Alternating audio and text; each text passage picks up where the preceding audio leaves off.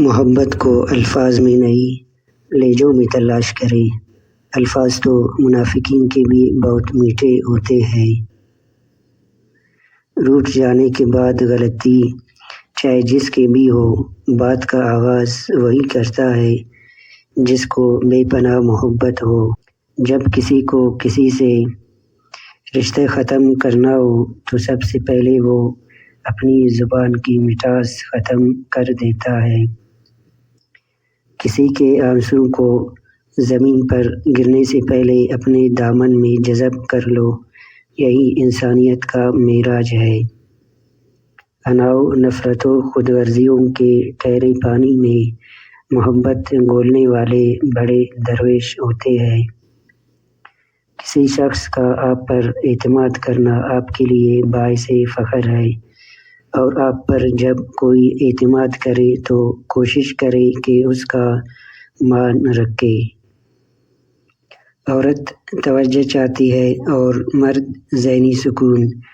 جہاں بھی ان کو یہ چیزیں ملیں گی وہ وہیں کے ہو کر رہ جائیں گے۔ اگر میرا علم مجھے انسان سے محبت کرنا نہیں سکھاتا تو ایک جاہل مجھ سے ہزار درجے بہتر ہے۔ کچھ زخم انسان کے کبھی بھی نہیں بھرتے، بس انسان ان کو چھپانے کا سلیقہ سیکھ جاتا ہے۔ خوش رہنے کا سب سے اچھا اصول یہ بھی ہے کہ جہاں لگے کہ آپ کی جگہ نہیں، وہاں خاموشی سے خود کو الگ کر لو۔ عورت کو ایک حد تک آزماؤ، کیونکہ جب وہ اپنی ضد پر اترتی ہے پھر وہ کسی کا بھی نفع و نقصان نہیں سوچتی، اپنا بھی۔ مرد آنکھیں نیچی نہیں کرنا چاہتا، عورت پردے کو جہالت سمجھتی ہے، مگر دونوں کو احترام اور عزت کی تلاش ہے۔ جو شخص اللہ کا نافرمان ہو اس سے کبھی خیر کی امید نہ رکھو۔ جب آپ عروج پر ہوتے ہیں تو آپ کی دوستوں کو پتہ چل جاتا ہے کہ آپ کون ہیں۔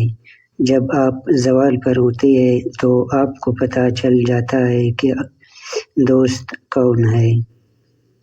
راستہ بدل لینا چاہیے وہاں سے جہاں آنکھوں کے پیچھے کی نمی اور مضبوط لفظوں کے پیچھے ٹوٹا لہجہ کوئی نہ سمجھ سکے۔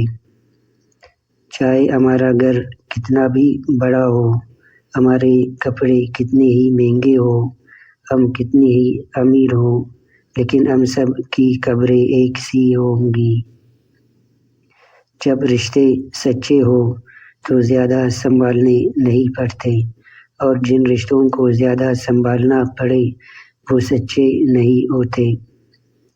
ایک دن سونے نے لوہے سے کہا، ہم دونوں ہی لوہے کی ہتھوڑی سے پیٹے جاتے ہیں، پر تم اتنا چلاتے کیوں ہو؟